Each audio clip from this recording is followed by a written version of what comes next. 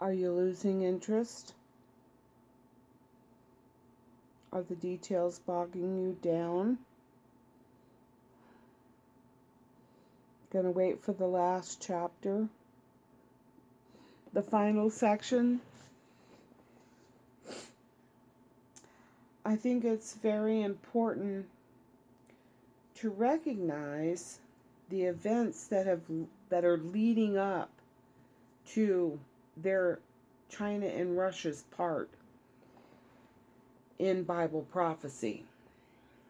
You can see how the events in the world have occurred, how they continue to occur.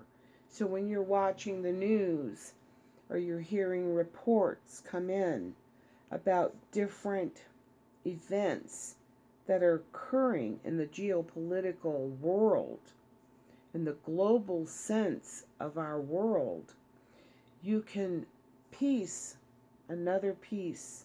You can keep piecing the pieces together and therefore kind of give you a timeline of where we are in this approaching catastrophe. So I hope you can hang in and keep yourself focused and carry on with me. Maybe you can't watch them one right behind the other one. Maybe you have dishes or kids, or you need a nap because you're tired, or you got up early and you have to go to bed, or you've had to work today and you have other things to do. Completely understandable. And it's a lot to take in. But just keep focusing on the events that are occurring that are leading up to this climatic event in biblical history that is foretold of things that are going to happen, and why these powers are doing what they're doing, and what's motivating them, and what's going to be the cost for America and the rest of the world. Okay, this will be part 2F. Russia and Germany, behind the scenes. Things aren't always what they seem in the world of geopolitics. Often there is more to an event than most people realize. Russia's invasion of Georgia was an example. Russia has much at stake in the Caucasus and is extremely sensitive to anyone who gets too close to that area. Again, it doesn't fear the U.S. much, but it does fear Germany and will do what it needs to in order to neutralize it. Why are they fearful of Germany? Because Germany needs that oil. And so Russia's worried about what Germany will do to get that oil.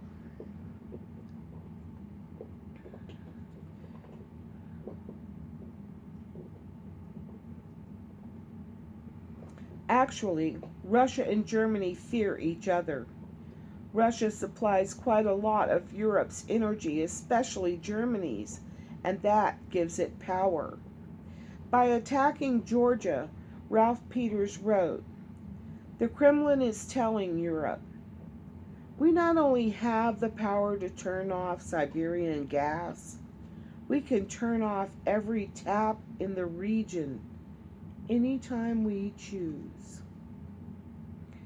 This is why America's independence on foreign energy and having enough resources, oil, to try to pull Germany back from its clutches, the Russian clutches of energy, relying on Russia for its energy. But Merkel, she's not having any part of that. She's just, going on with Russia, and she's playing the mouse with the big cat. So, the Wall Street Journal added, Putin's Russia got its hands around the energy-needy throats of Germans, the French and Italians, and many other Europeans. This is a cutthroat business. When this crisis ends, Georgia will be either a model for a world that works or a world whose members do business with knives, it said. If the world's foreign ministries, CEOs, investors, and policy intellectuals can't see the implications for their world in Georgia's fate, it's time to reorder our best efforts to playing by Mr. Putin's rules. August 14, 2008. This is the way it is so often in this world. That is reality, and it is about to get it even more fiercely competitive. Look at history. Every time competition between Russia and Germany heats up, they form a deal with each other just before going to war. A few of these agreements came before World War I, including German Chancellor Otto von Bismarck's Three Emperors League with Russia and Austria. In 1922, 4 years after the Great War ended, Germany and Russia stunned the world with a pact signed in Rapallo, Italy, that opened complete diplomatic relations between them. Europe's power balance had shifted overnight. Through the pact,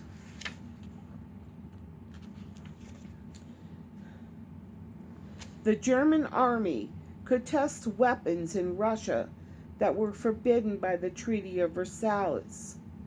Even when Hitler became chancellor in 1933 and a wave of anti-Russianism gripped Germany, the Nazis made a move that seemed contrary to their anti-Soviet policy. Hitler's foreign minister, Joachim von Ribbentrop, secretly flew to Moscow in August 1939 to sign a non-aggression pact with Russia's Stalin. With Russia neutralized, Hitler and Russia took the Baltic states, Estonia, Latvia, Lithuania. 2 years later, Germany violated the pact and attacked Russia. The history is quite clear. Whenever it has wanted to expand its empire, Germany has always first removed the Russian threat through diplomacy.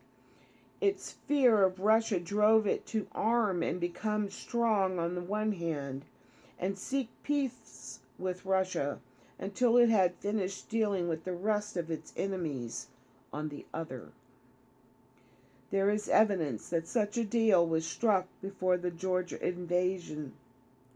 When U.S. President George W. Bush was pushing for Georgia and Ukraine to enter NATO, Europe initially supported the idea, but in April of 2008, Germany's Minister of Foreign Affairs, Frank-Walter Steinmeier, suddenly came out against the plan.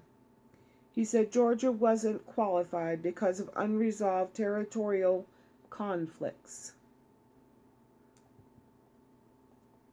Berlin officials also argued, off the record, that Russia has no veto, but Russia's views must be taken into account. Russia is a factor in decision making, and this is undeniable. And Russian concerns cannot be ignored if we want a real partnership with Russia. Eurasia Daily Monitor, April 1st, 2008. This was opposite what Germany said a year before, when it wholeheartedly supported these nations' entrance into NATO. Why the sudden change? What did the German leaders say privately to the Russians about Georgia and Ukraine? Germany knows Russia can be very brutal. Perhaps Putin told Germany, We didn't do anything about Kosovo and the Serbs. You better stay out of the Caucasus. If you give us problems over Georgia or Ukraine, we're cutting off your energy, or we're going to war. And we have a lot of nuclear weapons. Germany may well have been complicit in Russia's plan to attack Georgia.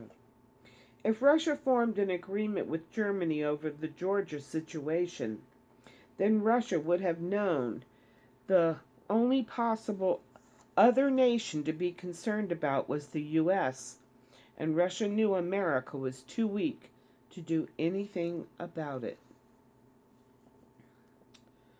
Russia has Germany and all of Europe over a barrel. Cutting off part of the flow of gas to a country would wreak havoc on its economy. Steinmeier's about-face on Ukraine and Georgia smells rotten.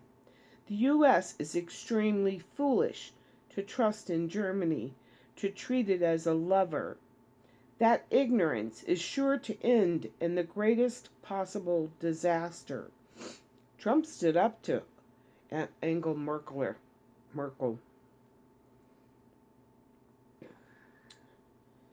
He certainly seems like God's soldier, doesn't he? The fact that Steinmeier was so quick to dismiss the idea of NATO membership for Georgia and Ukraine tells us something else. Germany sees that it doesn't have a future with NATO anyway. Its ultimate plan is to kick NATO aside and stand as an independent power. It doesn't respect America's view on these nations, so America ends up being a dupe all along the way. The relationship between Russia and Germany is very tense right now. Germany ignored Russia over Kosovo, but Russia will not be ignored anymore. The presence of a deal between these two nations is not a sign of peace, like the Molotov-Ribbentrop Pact and so many others before it. It is a sign of exactly the opposite. Both of these nations are looking to secure their shared border so they can pursue their imperialistic aims elsewhere. It is a precursor to war. A precursor to war. That is the way they operate, and the U.S. has no clue. Will the Georgia strike actually spark European unification? Will a crisis occur over Ukraine? That area is the breadbasket of Russia, and surely it is willing to wage war over that as well. And we just guaranteed, remember, Biden? Fire the prosecutor or you're not getting the $1 billion? We're backing Ukraine. The summer of 2008 marked the beginning of a new era. We saw an extraordinary military strike by one of the kings of the East. China, another one of those kings, is also making inroads all over the world. What power those kings of the East are amassing, and so quickly. Europe can see it, and it is formulating a counter strategy. The whole world should see this developing and realize this will inevitably end in nuclear war.